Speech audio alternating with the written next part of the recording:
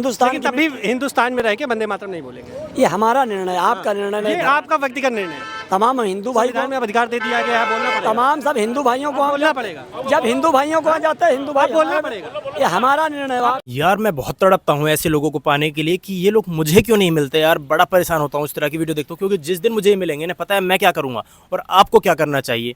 सबसे पहले इनसे मना करो कि भाई मुझे इस बारे में कोई बात नहीं करनी, मेरे मुंह में माइक मत ठूसो, प्यार से मना करो, ठीक है, इज्जत के साथ। दोबारा ठूसे तो दोबारा भी चलो, अगर आपका मूड सही है तो एक बार और मना कर दो कि भाई मुझे नहीं करनी बात, अब यहाँ से चले जाओ तुम।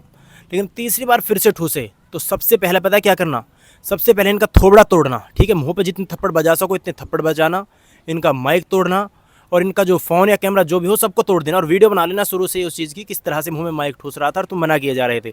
क्योंकि लोग डरते हैं इनसे यार, बहुत से उनको बेचारों को कुछ पता नहीं, सीधे साधे लोग होते हैं, वो सोचते हैं कि यार ये सरकार के कोई बहुत बड़े आदमी हैं या फिर कैमरा चालू है तो कुछ कहेंगे तो ये हो जाएगा। कुछ नहीं होगा भाई, ये लोग, इनके घर का जब खर्चा नहीं चलता ना, जब राशन के लिए इनके पास पैसे नहीं होते, तो ये एक माइक खरीदते हैं सस्ता सा और एक फ़ोन उठाकर कहीं भी पहुंच जाते हैं मुंह उठा के, और मुसलमानों को जहां देखते हैं वहीं इनका कीड़ा जाग जाता है और उनके मुंह में माइक ठूसने लगते हैं। और मुसलमान इनसे बचने की कोशिश करता है कि इनके हाथ में यार कैमरा है, फ़ोन है, ना जाने क्या हो जाएगा। भाई कुछ नहीं होगा, जितना ठोक सको ठोक लेना, लेकिन इन चीज़ों के बाद अगर इस तरह से परेशान करें। और रही बात अब वंदे मातरम की, चलिए मैं तुम्हें बता देता हूँ। देखिए इस्लाम में जो सबसे बड़ी चीज़ है वो है एक ईश्वरवाद, यानी एक अल्लाह की पूजा, एक अल्लाह की इबादत, एक अल्लाह को सजदा। माँ बाप को भी सजदा नहीं करेंगे, जो अल्लाह के सबसे बड़े नबी मोहम्मद मुस्तफ़ा सल्लल्लाहु अलैहि वसल्लम है उनको भी सजदा नहीं है। सजदा किसको है? सिर्फ अल्लाह को है। वंदे मातरम में ऐसा क्या है? देखिए वंदे मातरम में जो आता है, ये शब्द है जो वंदे मातरम, इसका जो अर्थ है वो यही है कि हे माँ, मैं तुम्हारी वंदना करता हूँ, कि मैं तुम्हारी पूजा करता हूँ, मैं तुम्हें सजदा करता हूँ। तो यहीं पे सारा जो झगड़ा है, सारा जो विवाद है, जो भी ना बोलने का कारण है वो पैदा होता है कि ये इस्लाम के जो सिद्धांत हैं, मूल सिद्धांत, उनके खिलाफ़ है। क्योंकि इस्लाम में साफ चीज़ ये है कि अल्लाह के सिवा किसी की पूजा नहीं की जा सकती। और इस वर्ड में सीधे तौर पे ये है कि एक माता की, जो धरती माता है, भारत माता है, उसकी पूजा के लिए कहा जा रहा है। हालांकि ऐसा नहीं है कि इसको अगर मुसलमान नहीं बोल रहे तो देशभक्त नहीं है। मुसलमान हर टाइम देश के लिए जान देने को तैयार हैं, देश के लिए अपने आप को शहीद करने को तैयार हैं। और बहुत सारी चीज़ें हैं, और भी जो संविधान का जो आर्टिकल 25 है वो खुद मुसलमानों को इस चीज़ की आज़ादी देता है कि सभी धर्मों के लोग आज़ादी के साथ अपने धर्म को फॉलो कर सकते हैं। लेकिन अगर मुसलमानों से ज़बरदस्ती वंदे मातरम बुलवाया जाए तो यहाँ पर आज़ादी ख़त्म हो जाती है।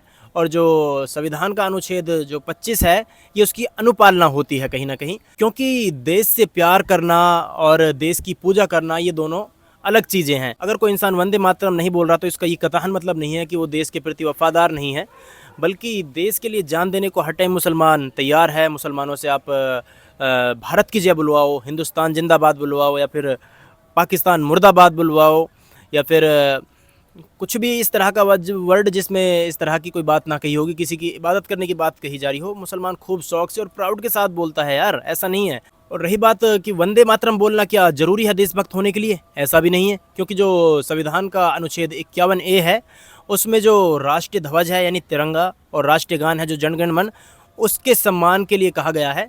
जो वंदे मातरम है उसके लिए संविधान में कहीं जिक्र नहीं है अलग से कि उसको बोलेंगे तभी आप जो भारतवासी हैं या फिर देशभक्त माने जाएंगे। और जो सुप्रीम कोर्ट का जो ऑर्डर है उसमें भी साफ तौर पे यही है कि जो वंदे मातरम है वो एक वैकल्पिक, यानी कि ऑप्शनल, एक ऑप्शन है लोगों के पास कि वो अगर उसको पढ़ना चाहे तो ठीक है, ना पढ़ना चाहे तो भी कोई दिक्कत नहीं है। तो मैं उम्मीद करता हूँ कि जो लोग इस चीज़ को लेकर थोड़े डाउट में थे वो कहीं ना कहीं थोड़े समझ गए होंगे कि क्यों मुसलमान इस तरह की बातों को, वंदे मातरम या भारत माता की जय या फिर जो नमस्कार हैं, इस जैसे वर्डों का इस्तेमाल क्यों नहीं करते। क्योंकि यहाँ पर जो एक ईश्वरवाद है उसके विरोध में है ये चीज़, उसके खिलाफ है। तो ऐसा नहीं है कि मुसलमान देशभक्त नहीं है। मुसलमानों को देश से उतनी ही मोहब्बत है जितनी उन लोगों को है जो देश का भला होते देखना चाहते हैं।